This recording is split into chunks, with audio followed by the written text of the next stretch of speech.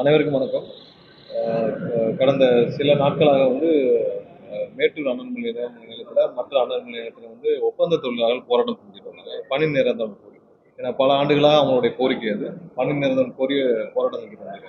இன்னைக்கு அவங்களோட அந்த போராட்டத்தில் ஈடுபட்ட அனைத்து சங்கங்கள் அங்கே அவங்களுடைய பிரதிநிதிகளோட பேச்சுவார்த்தை வந்திருக்கு. கண்டிப்பாக அரசு இன்னும் இப்போதான் ஒப்பந்த தொழிலாளர் பற்றின விஷயங்களை நம்ம டீட்டெயில்ஸ்லாம் எடுத்துகிட்டு வரோம். கண்டிப்பாக சில நாட்கள் நமக்கும் அரசு இப்போ தான் ஸ்டெபிலைஸ் ஆகிட்டு வருது.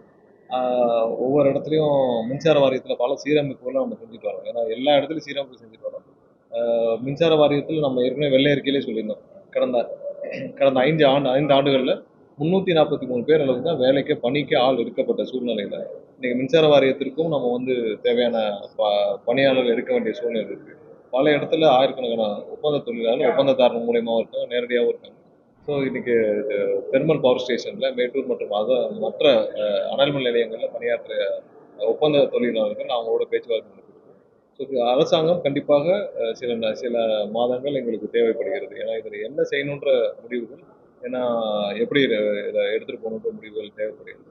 அதனால் இன்னும் சில மாதங்கள் தேவைப்படுகிறது. அவங்க கண்டிப்பாக அவங்களுடைய போராட்டத்தை கைவிட்டு வேலையை தொடர வேண்டும். மக்களுக்கு எந்த இடையூறும் இல்லாமல் அனல் மின் நிலையங்கள் செயல்பட வேண்டும் என்று கேட்டுக்கொண்டோம். அவங்களும் இப்போ பேசிட்டு போயிருக்காங்க. பார்ப்போம் நம்ம இதை வருங்காலத்தில் எப்படி இதை சரி செய்ய வேண்டும் என்று கண்டிப்பாக கொள்கை முடிவில் என்ன பண்ணணும் பார்ப்போம்.